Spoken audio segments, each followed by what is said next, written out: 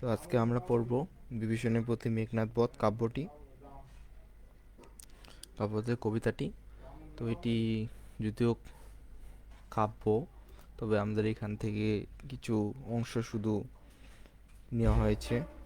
তো আজকে আমরা এটা পড়ব। বিভীষণের প্রতি মেঘনাদ বধ এটি লিখেছেন মাইকেল মধুসূদন দত্ত। কবি পরিচিতি: আধুনিক বাংলা কবিতায় অগ্রদূত মাইকেল মধুসূদন দত্ত 1824 খ্রিস্টাব্দে 25শে জানুয়ারি যশোর জেলার সাগরদাড়ি গ্রামে জন্মগ্রহণ করেন। তার পিতার নাম রাজনারায়ণ দত্ত, মাতা জাহ্নবী দেবী। মায়ের তত্ত্বাবধানে গ্রামের তার প্রাথমিক শিক্ষা সম্পন্ন হয়। মাইকেল মধুসূদন দত্ত 1833 খ্রিস্টাব্দে কলকাতার হিন্দু কলেজের স্কুল শাখায় ভর্তি হন। সেখানে ছাত্রাবস্থায় তার সাহিত্য প্রতিভার স্ফুরতি ঘটে। 1843 খ্রিস্টাব্দে খ্রিস্টান ধর্ম গ্রহণ করেন তিনি। পিতৃপ্রদত্ত নামের শুরুতে মাইকেল শব্দটি যোগ করেন। তিনি যদিও হিন্দু একটি সনাতন পরিবার থেকে থাকলেও তিনি পরবর্তীতে খ্রিস্টান ধর্ম গ্রহণ করেন 1843 সালে, এবং তার সেই হিসাবে তার নামের সামনে মাইকেল শব্দটি যুক্ত হয়। তখন থেকে তার মানে 1843 সালের পর থেকে তার নাম হয় মাইকেল মধুসূদন দত্ত। তো ধর্মান্তরিত হওয়ার কারণে তাকে হিন্দু কলেজ পরিত্যাগ করে শিবপুরের বিপস কলেজে ভর্তি হতে হয়। সেখানে তিনি গ্রিক, ল্যাটিন ও হিব্রু ভাষায় শিক্ষা সুযোগ পান। মাইকেল মধুসূদন দত্ত বহু ভাষায় দক্ষ ছিলেন। ইংরেজি ও সাহিত্য সহ সংস্কৃত সহ ফরাসি, জার্মানি এবং ইতালীয় ভাষাতেও তিনি দক্ষতা অর্জন করেছেন। হিন্দু কলেজে ছাত্র অবস্থায় তিনি সাহিত্য চর্চার মাধ্যমে ছিল ইংরেজি ভাষা। তিনি হিন্দু কলেজে যখন থেকে তিনি সাহিত্য চর্চা করেছিলেন, তখন তিনি ইংরেজি ভাষায় সেই একটা দক্ষতা অর্জন করেছিলেন। এরপরে বিভিন্ন বিদেশি ভাষার মোহ থেকে মুক্ত হয়ে তিনি মাতৃভাষার কাছে ফিরে আসেন। তিনি যখন বুঝতে পারলেন যে বিদেশি ভাষার মধ্যে তার মায়ের ভাষা যে আছে, সেই একটা যে মধু একটা বলবে, সেই জিনিসটা তিনি আর ওই বিদেশি ভাষায় পান নাই। এটার জন্য তিনি আবার বাংলা ভাষায় সাহিত্য চর্চা করতে চলে আসেন। তো আপনারা সবাই আমাকে একটু কমেন্ট করে জানাবেন যে আমার ভয়েস কি ঠিক আছে না শোনা যাচ্ছে কিনা, সেটা একটু জানাবেন। তো এরপরে আমরা পরবর্তী সময় যাই। একটি চরণের শেষে আর একটি চরণে মিলে এই ছন্দের মানে হচ্ছে মধুসূদন দত্ত পূর্ব 1000 বছরের বাংলা কবিতার ছন্দ ফিরে পায়। মানে তিনি বাংলা ভাষায় এসে তিনি এই কবিতার ছন্দ ফিরে পেয়েছেন। একটি চরণের শেষে আরেকটি চরণে মিল, এই ছন্দের অনর প্রথা।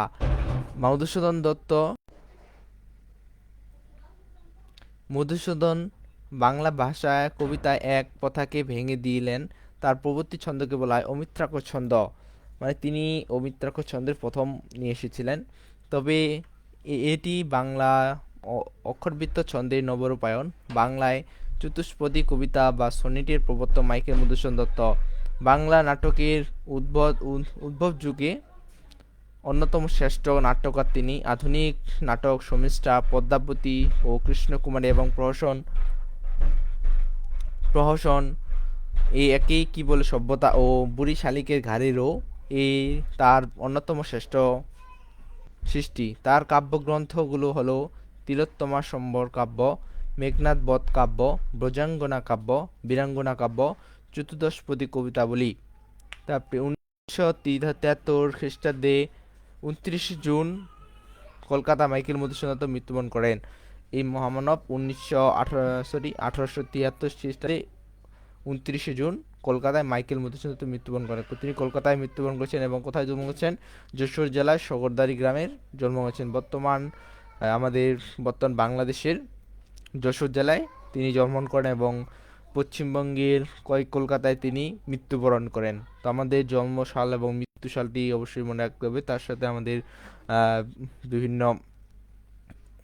প্রতিযোগিতামূলক পরীক্ষায় আধুনিক এই যে আমাদের মাইকেল মধুসূদন দত্তের নাটক এবং কাব্যগ্রন্থ যেগুলো আছে, সেগুলো অবশ্যই মনে রাখতে হবে। তো এখন আসি আমরা হচ্ছে কবিতার মূল পর্বে। এখানে বলেছেন যে এতক্ষণ অরিন্দম কহিলা বিষাদে, এখানে অরিন্দম বলতে বুঝাইছে অরি, অর্থ হচ্ছে শত্রু দমন করে যে। এখানে মেঘনাদ বধকে বোঝানো হয়েছে, অরিন্দম বলতে এখানে মেঘনাদকে বোঝানো হয়েছে। তো জুম করে নেই। তারপরে হচ্ছে আপনার বিষাদ, বিষাদ বলতে মনের দুঃখ। মেঘনাদ অগ্নিদেবের পূজা করার সময় লক্ষণ যা তাকে যুদ্ধের জন্য আহ্বান জানিয়েছিলেন, কিন্তু তখনই তিনি এই লক্ষণ যুদ্ধের নিয়ম ভেঙেছে, তিনি এই ব্যথায় ব্যথিত। তারপর হচ্ছে জানিনু কেমনে আসিল লক্ষণও পুষিল। জানিনু মানে কি, মেঘনাদ বধ, মেঘনাদের প্রার্থনার সময় রাম লক্ষণকে জানিয়েছেন যে মেঘনাদ বুঝেছে। তারপর হচ্ছে কেমনে আসিল লক্ষণ পুষিল, লক্ষণ হচ্ছে এখানে রামের কনিষ্ঠ ভ্রাতা, আর পুষিলা মানে হলো প্রবেশ করল। রক্ষপুরে হায় তাত উচিত কি তব, রক্ষপুরে বলতে হচ্ছে এখানে রাক্ষসদের নগরীকে বোঝানো হয়েছে। এবং তাত উচিত কি তব, তাত বলতে হচ্ছে পিতৃ পিতার ভাই, অর্থাৎ হচ্ছে এখানে বিভীষণকে বোঝানো হয়েছে, তাত বলতে বিভীষণকে বোঝানো হয়েছে। একাস নিকষা সতী তোমারও জননী, একাস বলতে নিকষা বলতে হচ্ছে এখানে রাবণের মাতা, অর্থাৎ রাবণের মাতা যে, তিনি হচ্ছে বিভীষণের মাতা এবং মেঘনাদের দাদি বলা চলে। এরপর আসি আমরা হচ্ছে সহোদর রক্ষ শ্রেষ্ঠ শুনি শুম্ভ, সহোদর রক্ষ শ্রেষ্ঠ শুলি শম্ভু নিফ। সহোদর মানে হচ্ছে ভাই, রক্ষশ্রেষ্ঠ মানে হচ্ছে রাক্ষস কুলের শ্রেষ্ঠ রাবণ। এখানে রক্ষশ্রেষ্ঠ বলতে রাবণকে বোঝানো হয়েছে। শুলি শম্ভু নিফ, শুলি শম্ভু নিফ বলতে হিন্দুদের আমাদের যে শিব মহাদেবের মতো যার হাত ধরালো অগ্রদেব ও শুল, এটাকে শুনি শম্ভু নিফ মানে শুলের মতো এক কিছু একটা, ওটা বোঝানো হয়েছে। কুম্ভকর্ণ ভাতৃপুত্র বাসবিজয়ী, কুম্ভকর্ণ রাবণের, রাবণের যে মধ্যম ভাই আছে তাই হচ্ছে কুম্ভকর্ণম। ভ্রাতুষ্পুত্র বাসবিজয়ী, ভ্রাতুষ্পুত্র বাসবিজয়ী, বাসবিজয়ী বলতে যিনি ইন্দ্রকে, তিনি ইন্দ্রকে জয় করেছেন, ইন্দ্রকে জয় করেছে। এখানে এখানে হচ্ছে আপনার বাসবিজয় বলতে মেঘনাথকে বোঝানো হয়েছে।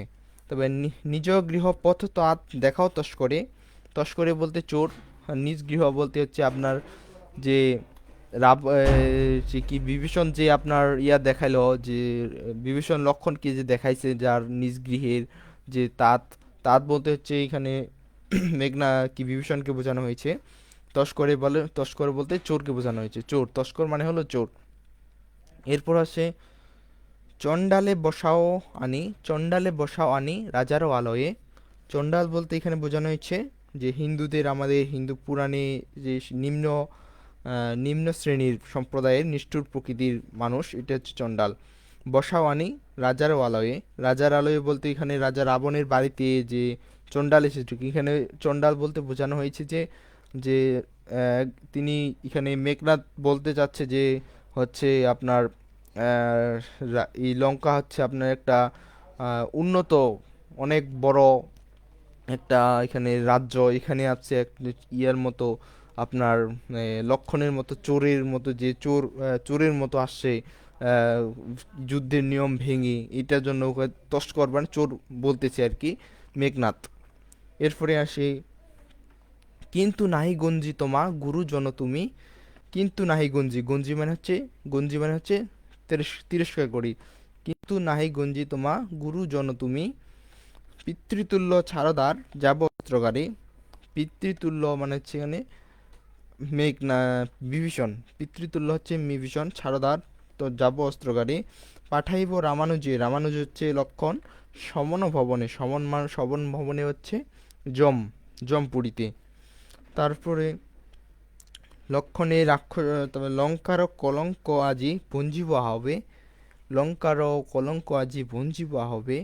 লঙ্কার বলতে, লঙ্কার বলতে হচ্ছে লঙ্কা, লঙ্কার কলঙ্ক, লঙ্কার কলঙ্ক হচ্ছে এখানে যে এখানে আগেই বলছিল যে আগেই বললো যে চণ্ডালে বসাওয়ানি রাজার আলোয়, যে চণ্ডাল বলতে হচ্ছে এখানে চণ্ডাল হচ্ছে লক্ষণকে, লক্ষণকে এখানে আপনি হচ্ছে আপনার ভাইয়ের এত বড় একটা রাজ্যতে নিয়ে আসছেন এখানে, ওটার জন্য এখানে বলছে লঙ্কার কলঙ্ক আজি ভঞ্জিবা হবে, যে লঙ্কার ভিতরে যে একজন চোর ঢুকে পড়েছে, কি বলে, এই তস্কর ঢুকে পড়ছে, লক্ষণের মতো একজন তস্কর এখানে যে বলছে, এখানে তস্কর ঢুকে পড়ছে, তাকে মেরে আমি আমার এই লঙ্কার কলঙ্ক ভেঙে দেব। এরপরে আসি, উত্তরিলা বিভীষণ বৃথা এ সাধনা। উত্তরিলা মানে উত্তর দিল, বিভীষণ বৃথা এ সাধনা। ধীমান রাঘব দাস আমি কি প্রকারে, ধীমান রাঘব দাস আমি কি প্রকারে। ধীমান মানে হচ্ছে ধীর সম্পন্ন জ্ঞানী, ধীমান মানে হচ্ছে ধীর সম্পন্ন জ্ঞানী। রাঘব দাস আমি কি প্রকারে, তাহার বিপক্ষে কাজ করিব রক্ষিতে। তাহার বিপক্ষে কাজ করিব রক্ষিতে। তারপরে অনুরোধ উত্তরিলা কাতর রাবণী। অনুরোধ উত্তরিলা মানে উত্তর, উত্তরিলা কাতর মানে হচ্ছে কাতর সুরে উত্তর দিল রাবণী। রাবণী বলতে এখানে রাবণের পুত্র মেঘনাদকে বোঝানো হয়েছে। তারপরে হে পিতৃতব্য তব বাক্য ইচ্ছি মরিবারে। এখানে এটি হচ্ছে আপনার মেঘনাদ বলতেছে যে হে পিতৃতব্য তব বাক্য ইচ্ছা মরিবারে, মানে আপনার কথা শুনে আমার মরার ইচ্ছা হচ্ছে, ইচ্ছা আপনার কথা শুনে আমার মরতে ইচ্ছা করছে। এটি হচ্ছে আপনার মেঘনাদ বিভীষণকে বলতেছে। তারপর হচ্ছে রাঘবের দাস তুমি কেমন কেমন এ ও মুখে, মানে রাঘবের যে তুমি দাস, কেমনে এই কথা তোমার মুখে আসে। আনিলা এ কথা তাত কহ এ দাসেরে। আনিলা এ কথা তাত কহ এ দাসেরে। দাসেরে বলতে এখানে মেঘনাদ বিনয় করে নিজেকে, এখানে মেঘনাদ নিজেকে একজন দাসের মতো দেখতেছে, তিনি হচ্ছে নিজেকে দাস বলতেছে। কারণ হচ্ছে আপনার বিভীষণ হলো তার পিতৃতুল্য, কারণ তিনি হচ্ছে তার আহ, কাকা, কাকা বলতে চাচা, এটার জন্য তিনি একজন নিজেকে পিতৃ দাস বলতেছে। তারপর এখানে স্থাপিলা বিধুরের বিধি স্থানু ললাটে। স্থাপিলা বলতে স্থাপন করেছে, বিধুরে মানে চাঁদকে, বিধুরে বলতে চাঁদকে বোঝানো হয়েছে। বিধি, বিধি বলতে হচ্ছে বিধি হচ্ছে সৃষ্টিকর্তা। স্থানু, স্থানু মানে হচ্ছে আকাশে, ললাটে মানে কপাল। এটা আমাদের অনেক ভুল হয় যে ললাটে মানে কি, ললাটে বলে আমরা হচ্ছে গাল বলি, কিন্তু ললাটে বলতে বোঝা যাচ্ছে কপাল। পরি কি ভূতলে শনি যান গড়াগড়ি, মানে হচ্ছে আকাশের চাঁদ কখনো ভূতলে ধুলায় গড়াগড়ি খায় না, তাই উচ্চ স্বরে বিভীষণের রাম লক্ষ্মণকে সঙ্গে বন্ধুত্ব করা মানে না। মানে এখানে আগেই মেঘনাদ বলছে যে তারা, এখানে আগেই মেঘনাদ বলছে যে হচ্ছে তারা হচ্ছে মেঘনাদ নিজেকে উচ্চ বংশ মনে করতেছে, এবং রাম লক্ষ্মণকে বলতেছে নিম্ন বংশ, এবং তারা এর জন্য তিনি বলতেছে, এর জন্য তিনি হচ্ছে আপনার কি বলে বিভীষণকে বলতেছে যে আপনি হচ্ছে উচ্চ বংশের লোক, আর রাম লক্ষ্মণ হচ্ছে নিম্ন বংশের লোক, তাদের সাথে আপনার বন্ধুত্ব কি হিসাবে মানায়। তো ধুলায় হে রক্ষরথী ভুলিলে কেমনে। ধুলায় মানে হে রক্ষরথী মানে রাক্ষস কুলের বীর, রক্ষরথী মানে হচ্ছে রাক্ষস কুলের বীর, ভুলিলে কেমনে এ কথা তা আপনি কেমন করে ভুললেন। কে তুমি জনম তব কথা মহাকুলে, মানে কে আপনি, এটা আপনি কিভাবে ভুললেন। জনম তব কোথা মহাকুলে, তো আপনার জন্ম কোন, এমন হচ্ছে আপনার জন্ম হচ্ছে সেখানে মহাকুলে, আর আপনি এমন কি কথা বলছেন, আমি একজন নিম্ন মানুষের সাথে কথা বলছি, এটা হচ্ছে আপনার কথা বলতেছে আর কি। তার কেমনই, কে বা তব, কে সে, কে বা সে অধম রাম স্বচ্ছ সরোবরে। কে বা সে অধম রাম স্বচ্ছ সরোবরে, স্বচ্ছ সরোবর বলতে স্বচ্ছ পানির পুকুর। তারপর হচ্ছে সলিলে, করে কেলি রাজহংস পঙ্কজ কাননে, যায় কিসে কভু প্রভু পঙ্ক সলিলে। পঙ্কিল সলিলে বলতে কাদামাক্ত পুকুর, পানি, কাদামাক্ত পানি। পঙ্কজ কাননে মানে হচ্ছে কাদামাক্ত পানি। আর শৈবালও, শৈবালের ধাম মৃগেন্দ্র কেশরী। শৈবালের ধাম বলতে শৈবাল ভরা বদ্ধ জলাশয়, আর মৃগেন্দ্র যে পশুরাজ সিংহ, আর কেশরী বলে কেশব, কেশরী বলতে হচ্ছে কেশব স্বরযুক্ত।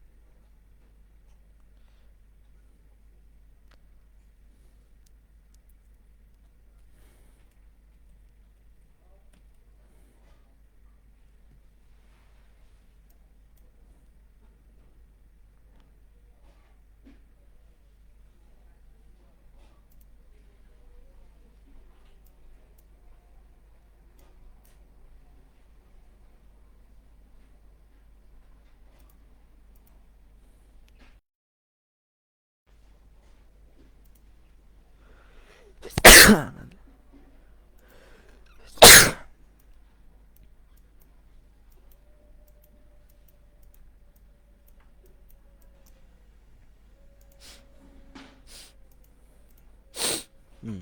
তো এরপর আমরা আসি আহ, কবে কবে হে বীর কিশোরী সম্ভারে শিগালে মিত্রভাবে অজ্ঞদাস।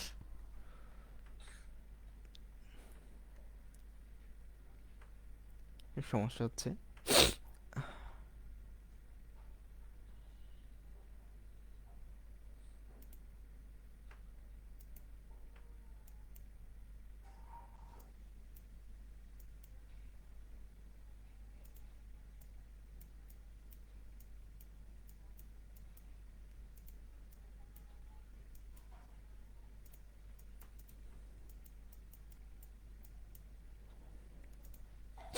ঠিক হয়ে গেছে।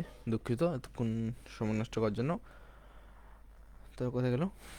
আমরা বললাম যে এই যে কবে হে বীর কিশোরী সম্ভারে শৃগালে মিত্রভাবে, মানে হচ্ছে এখানে বোঝাচ্ছে কেশরযুক্ত পশুরাজ সিংহ কখনো শিয়ালের সাথে বন্ধুত্ব করে না।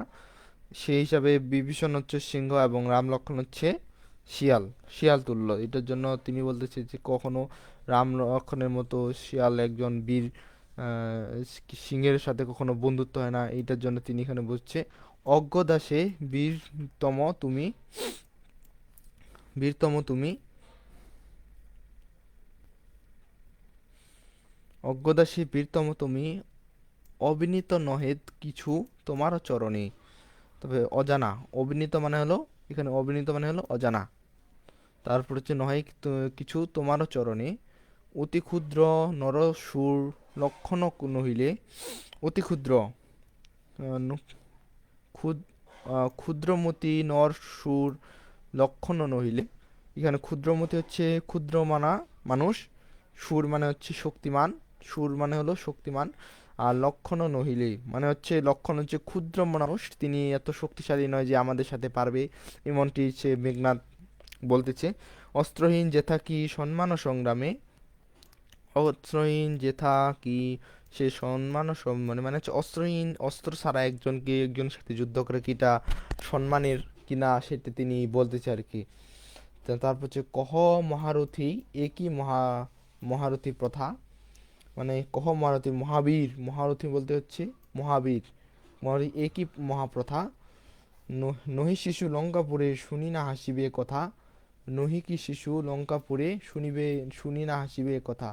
মানে এই যে একজনকে অস্ত্রহীন করে মারা হচ্ছে, এ কথা যদি লঙ্কাপুরের সবাই শুনে এ কথা কেন হাসাহাসি করবে না, এটি হচ্ছে বলতেছে।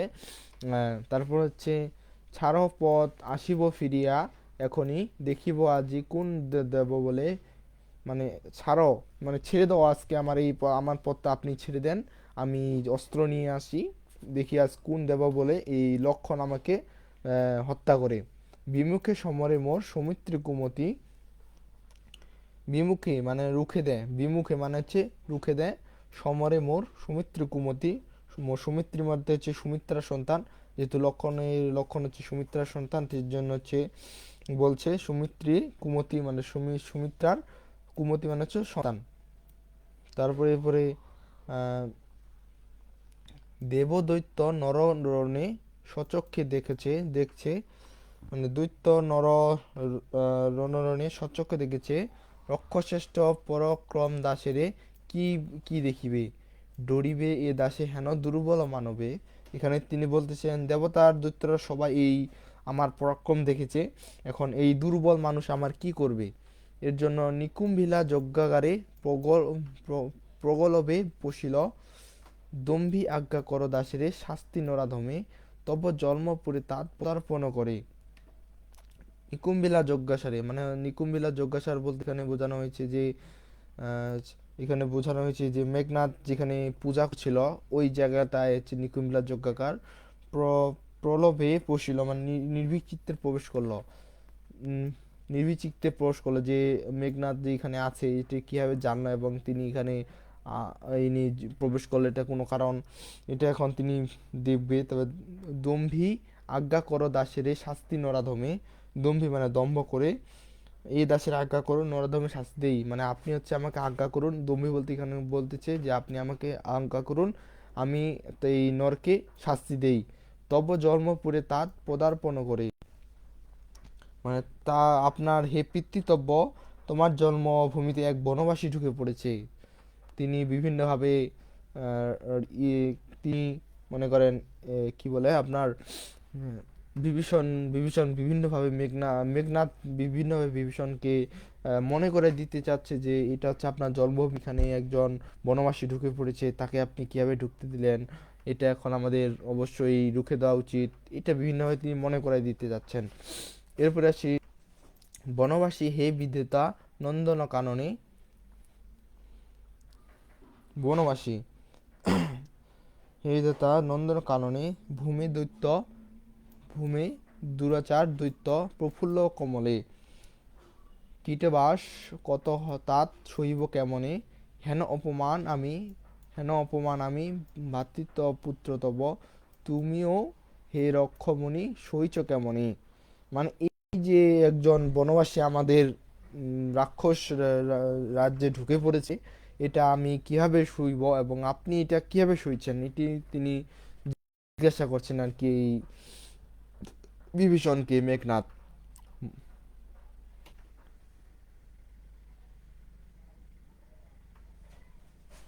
এরপর মন্ত্র বলে বলে যথা নরশির ফণি, এখানে মন্ত্র বল বলতে প্রবল মন্ত্রের শক্তি, আর নম্র শিরোফণি, নম্র হচ্ছে মাথা নত করে, আর সাপ ফণি, নম্র শিরোফণি বলতে বোঝা যাচ্ছে যে যেই সাপ হচ্ছে মাথা নত করে থাকে, এটা হচ্ছে নম্র শিরোমণি। মলিন বদনে লাজে উত্তরীলা রথি, মলিন বদনে বলতে হচ্ছে লজ্জায় মুখ মলিন করে, উত্তরীলা রথি মানে বীর বিভীষণের উত্তর দিল। মলিন বদনে মানে হচ্ছে আপনার লজ্জার মুখে, যে এত কিছু বলার পর যে বলতেছে তিনি তার এত বড় রাজ্যে একজন, তার জন্মভূমিতে একজন অন্য দেশের, এখন নিজের জন্য যতটাই খারাপ হোক না কেন সবাই নিজের জন্মকে অবশ্যই আমাদের ভালোবাসতে হবে। এটার জন্য তিনি এখন মলিন বদনে, যে এতক্ষণ একজন ছোট বয়সের মানুষ, তিনি তার জন্মভূমিকে কীভাবে বাঁচাতে হবে সেটা একটু মনে করাই দিচ্ছেন।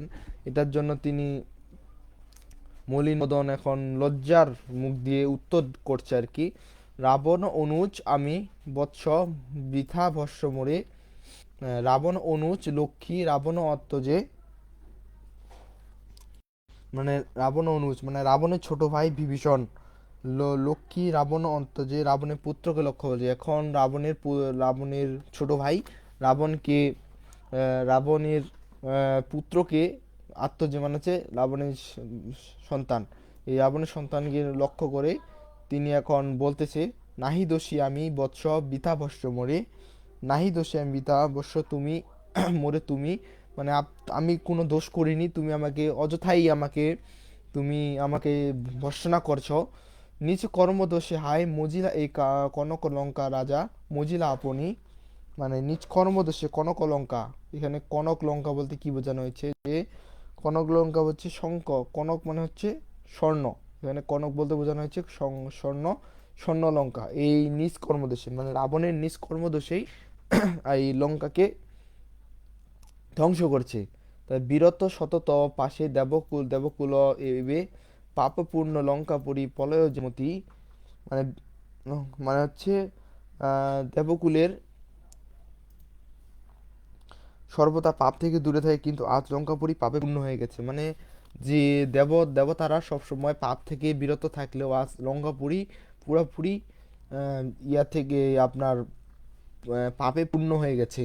বসুদা যেমতি বসুদা ডুবিলা লঙ্কা কাল সলিলে, মানে প্রলয় ঝড়ে যে পৃথিবী ধ্বংস করে, মানে প্রলয় যেমতি বসুদা মানে প্রলয় যেমন করে আমাদের বসুধা মানে পৃথিবীকে ধ্বংস করে, তেমনি এই লঙ্কা আজ নিষ্কর্মদেশে আর রাবণের নিষ্কর্মদেশে ধ্বংস হতে বসেছে। রাঘবের পদাশ্রয়ে রক্ষাতে আশ্রয়ী তেই আমি, রাঘবের সেজন্য আমি রামের পায়ে আশ্রয় নিয়েছি। পরদোষে কেন চাই মজিতে, মানে হচ্ছে তিনি দেখতেছেন যে তার বড় ভাই লঙ্কার নিজের পাপের কারণে লঙ্কা ধ্বংস করতে বসেছে, এর জন্য তিনি একজন একজন ভালো মানুষ হওয়ার জন্য তিনি এখন তার লঙ্কার যে তার বড় ভাইয়ের শত্রুর সাথে তিনি হাত মিলিয়ে এখন তিনি এখন সত্যের পথে আর কি, যিনি পাপের পথ ছেড়ে দিয়ে তিনি পুণ্যের কাছে আশ্রয় নিচ্ছেন। রুশিলা বস্ত্রবাসে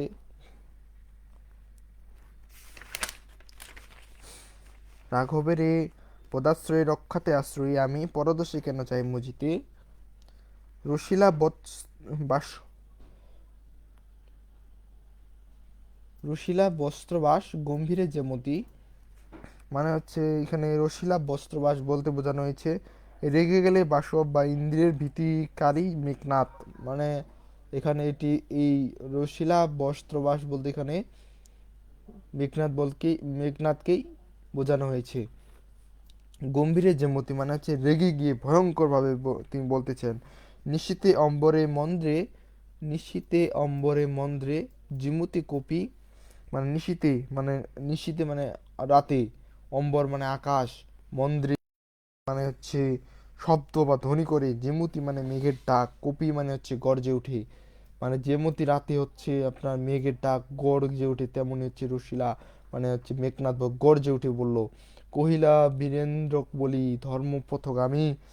বীরেন্দ্র মানে হচ্ছে বীর বলবান, এখানে বীরেন্দ্র বলতে বীর বলবান হচ্ছে আপনার বিভীষণকে বোঝানো হয়েছে। ধর্মপথগামী মানে রাতের আকাশে যেমন ভয়ঙ্কর রূপে মেঘনাদ গর্জে উঠে সেভাবে বীর বলবান মেঘনাদ ধর্মপথগামী তুমি কোন ধর্মতে জাতিকুল সম্পর্ক সব বিসর্জন দিলে, এটি এটি হচ্ছে আপনার মেঘনাদ বিভীষণকে জিজ্ঞাসা করছে। হে রাক্ষসানুজ হে রাক্ষসানুজ বিখ্যাত জগতে তুমি, মানে তুমি হচ্ছে বিখ্যাত, তুমি জগতে হচ্ছে বিখ্যাত, তুমি কোন ধর্মমতে কহ দাসে শুনি, জ্ঞাতি জ্ঞাতি ভ্রাতা জাতি এ সকলে দিলা জলাঞ্জলি। মানে তুমি কোন ধর্মমতে যে দেশের সব জ্ঞাতি ভ্রাতা সব জলাঞ্জলি দিয়ে তুমি এখন পরজনে তুমি আশ্রয় নিয়েছ। জলাঞ্জলি শাস্ত্রে বলে গুণবান যদি পরজন গুণহীন স্বজনত তাপি নির্গুণ শ্রেয় পরপর সদা। শাস্ত্রে বলেছে যে গুণবান পরজনের চেয়ে নির্গুণ স্বজন উত্তম, পর সর্বদা পরই থাকে, পর সর্বদা পরই থাকে। তবে তারপরে হচ্ছে এ শিক্ষা হে রক্ষবরে কোথায় শিথিলে, এ শিক্ষা হে রক্ষবরে কোথায় শিথিলে, মানে হচ্ছে আপনি যে এই আত্মীয় স্বজন ত্যাগ করার শিক্ষা এই রাক্ষস কুলকর্তা তুমি কোথায় শিখলে। মানে এই যে আপনি যে আপনার এই দেশ জাতিকে ত্যাগ করলেন, এটা আপনি কোথায় শিখলেন। এটি হচ্ছে আপনার, এটি মেঘনাদ তার পিতৃতুল্য কাকাকে তিনি জিজ্ঞাসা করছে যে আপনি এই যে আপনার আত্মীয় স্বজনকে ত্যাগ করলেন, এই শিক্ষাটা আপনি কোথায় পেলেন। কিন্তু বৃথা গুঞ্জিতমা হেন সহবাসে, হে পিতৃতব্য বর্বরতা কেন না শিখিবে।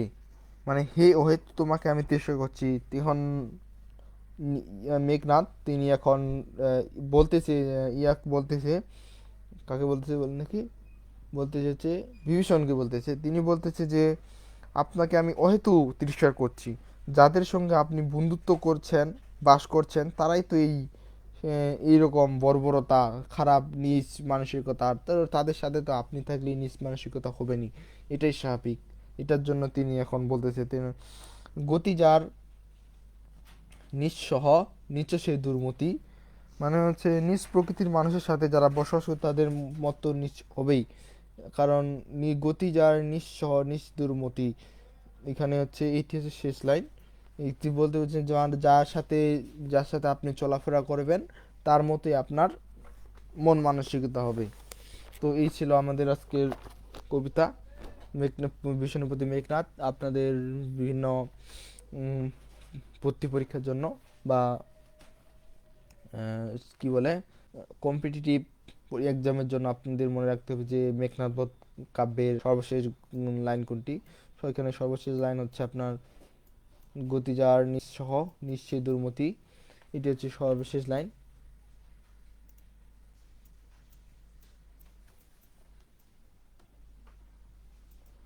এটা মনে রাখতে হবে, এটি সর্বশেষ লাইন। আর সর্বপ্রথম লাইন হচ্ছে আপনার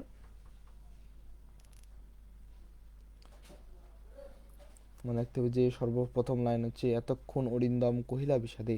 অরিন্দম বলতে এখানে বোঝানো হয়েছে মেঘনাথকে। এই যে আপনি মনে রাখবেন। এরপর আমরা পড়বো হচ্ছে কবি পরিচিতি পড়ছি। কবিতাটি আমরা প্রতিটি লাইন প্রতিটি ওয়ার্ড বুঝিয়ে দিয়েছি। এরপর আমরা পড়বো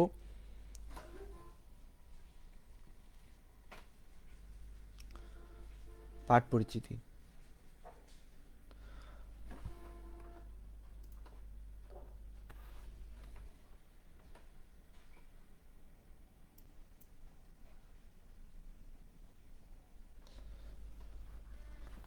পাঠ পরিচিতি। বিভীষণের প্রতি মেঘনাদ কাব্য অংশটুকু মাইকেল মধুসূদন দত্তের মেঘনাদবধ কাব্যের বধ। মেঘনাদবধ কাব্যের, এটি মনে রাখতে হবে। আমি যেটি মার্ক করে দেবো সেটি একটু মনে রাখার চেষ্টা করবেন। মেঘনাদবধ কাব্যের বধ বধ নামক ষষ্ঠ স্বর্গ থেকে কথা থেকে ষষ্ঠ স্বর্গতে সংকলিত হয়েছে। সর্বমোট কয়টি স্বর্গ আছে? এখানে আছে 9টি স্বর্গ বিন্যস্ত। এই কাব্যটি কয়টি স্বর্গে বিন্যস্ত? 9টি স্বর্গে বিন্যস্ত। কয়টি স্বর্গে? 9টি স্বর্গে। আপনারা আবার বলুন কয়টি স্বর্গে? 9টি স্বর্গে। তারপর হচ্ছে মেঘনাদবধ কাব্যের ষষ্ঠ স্বর্গে এই যে নিয়েছেন এটি হচ্ছে ষষ্ঠ স্বর্গে থেকে লক্ষণের হাতে অন্যায় যুদ্ধের মৃত্যু ঘটেছে অসহনীয় বীর মেঘনাদের। রামচন্দ্রের কর্তৃক দ্বীপরাজ সংখ্যা স্বর্ণলঙ্কা আক্রান্ত হলে রাজা রাবণ শত্রু উপযোগকারী দৈব কুশলের কাছে অসহায় পড়েন।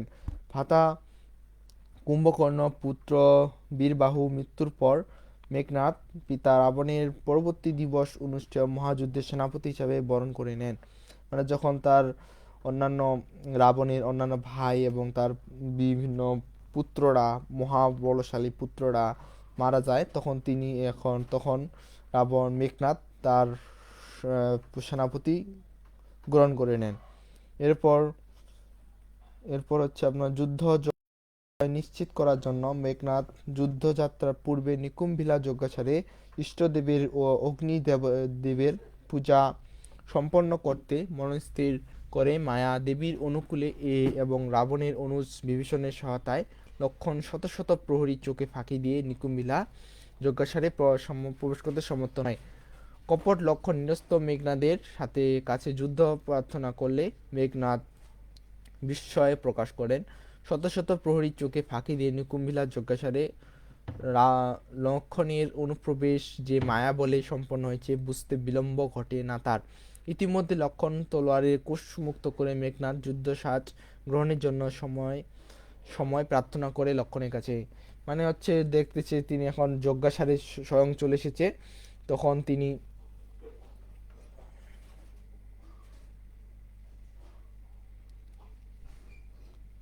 তখন লক্ষণের কাছেই বিভীষণ প্রার্থনা করছে যে আমাকে দিন, আমি হচ্ছে তলোয়ার নিয়ে আসি, তখন আমরা যুদ্ধ করব। কিন্তু লক্ষণ তার সময় না দিয়ে আক্রমণ করে। এই সময় আকস্মাৎ যজ্ঞসারের প্রবেশদ্বারের দিকে চোখ পড়ে মেঘনাদ একটা বীর যোদ্ধা পিতৃতব্য মানে পিতৃতুল্য বিভীষণকে। মানে যখন দেখতেছে এখানে তিনি লক্ষণ যে তার যজ্ঞাসারে প্রবেশ করলো এত সুক্ষিত যজ্ঞাসারে, তখন তিনি ভেবে পাচ্ছিলেন না যে এখানে লক্ষণ কিভাবে ঢুকে পড়লো। তারপরেও তিনি ভাবলেন যে কোনোভাবে ঢুকে পড়েছে ও কোনো দৈব্য বলে। কিন্তু পরবর্তী যখন তিনি তার দরজার দিকে তাকালেন, তখন তিনি হচ্ছে সেখানে বিভীষণকে দেখতে পারলেন। এরপরের কথা, মুহূর্তে সবকিছু স্পষ্ট হয়ে যায় তার কাছে।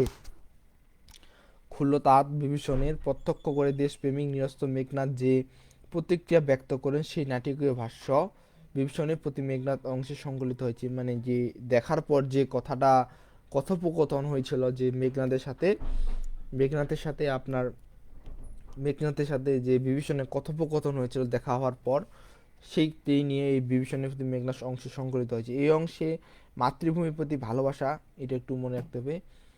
এই অংশে মাতৃভূমির প্রতি ভালোবাসা, বিশ্বাসঘাতকতা ও দেশদ্রোহীর বিরুদ্ধে প্রকাশিত হয়েছে ঘৃণা।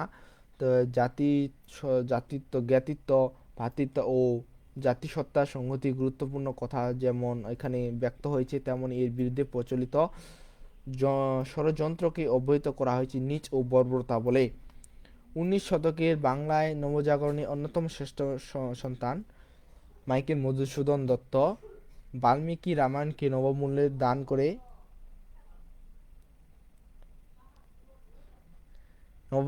দান করেছেন। এই কাব্য মানবকেন্দ্রিকতাই রেনেসাঁ বা নবজাগরণের সারকথা। এই নবজাগরণের প্রেরণাতেই রামায়ণের রাম লক্ষ্মণ মধুসূদনের লেখনী হীন রূপে এবং রাক্ষস রাজ রাবণ ও তার পুত্র মেঘনাদ যাবতীয় মানবীয় গুণের ধারাবাহক রূপে উপস্থাপিত। দেবদার অনুকূলে রাম লক্ষ্মণ নয়, পুরাণে রাক্ষস রাজ রাবণ ও তার পুত্র একই মধুসূদন মমতা ও শ্রদ্ধা। বিভীষণের প্রতি মেঘনাদ কাব্যটিতে চোদ্দ চোদ্দ অমেল প্রবাহ ও জ্যোতিষসংগত অক্ষরবৃত্ত ছন্দে রচিত। তার এখানে আমাদের মনে রাখতে হবে যে মেঘনাবধ কাব্য অংশটুকুই 14 মাত্রার অমিল প্রবহমান জ্যোতি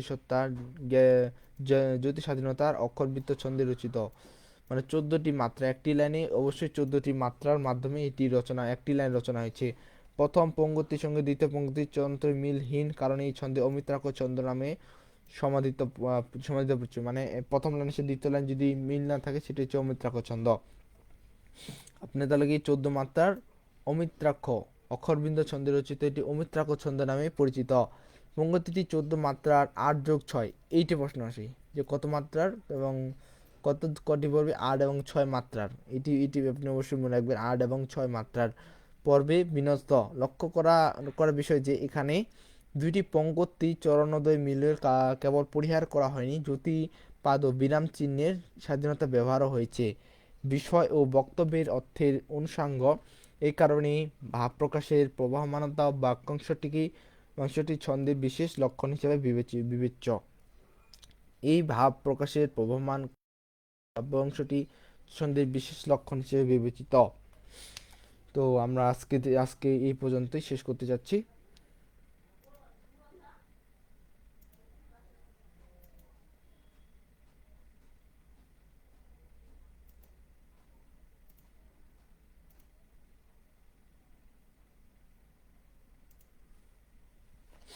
আজকে আমরা এই পর্যন্ত শেষ করতে যাচ্ছি। তো কেমন লাগলো সেটি আমাদের অবশ্যই জানাবেন এবং আমাদের যে পিন কমেন্টে যে দেওয়া আছে,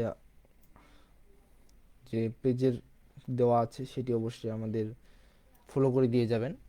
আমরা যদি আপনার পিডিএফ নিতে চান তো পিডিএফটি আপনারা পেয়ে যাবেন হচ্ছে আমাদের পেজের কমেন্টে এখানে একটি আমরা পোস্ট করে দেবো, সেখান থেকে আপনারা পেয়ে যেতে পারেন।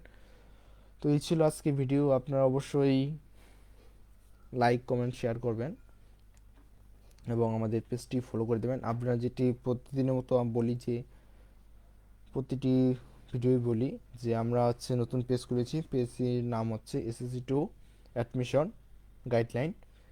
এটিতে আমরা 100 জন ফলোয়ার না করা পর্যন্ত আমরা আমার নিজস্ব প্রোফাইলেই লাইভ করে যাব এবং 100 জন ফলোয়ার যদি হয়ে যায় তো আমরা তখন থেকে সেখানেই লাভ করব। তো আমরা যারা ভালো লাগে যদি এবং আমাকে সাপোর্ট করবেন, কারণ বেশিরভাগই এখানে আমার নিজস্ব পরিচিত সবাই আমার প্রোফাইলে।